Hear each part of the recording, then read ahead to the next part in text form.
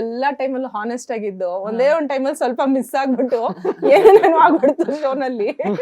ಅದೊಂದು complete rules change ಮಾಡ್ಬಿಟ್ರು ಆ ವೀಕ್ ಅಲ್ಲಿ. ಅದು ಆನೆಸ್ಟ್ ಇಂದ ಅಲ್ಲ, ಆ ಕರ್ಮದ್ದು ಗ್ರೇ ಏರಿಯಾ.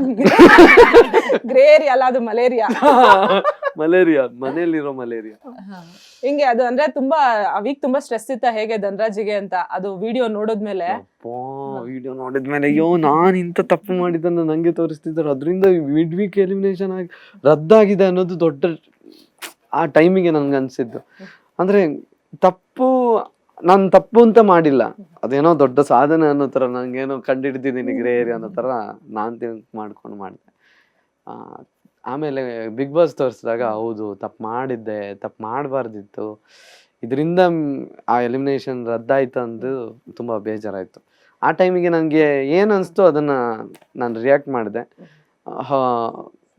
ಅಲ್ಲಿ ನಾನು ಒಪ್ಕೊಳ್ಳೇಬೇಕು, ಮತ್ತೆ ಎಂತ ಮಾಡೋದು ಅಲ್ಲಿ.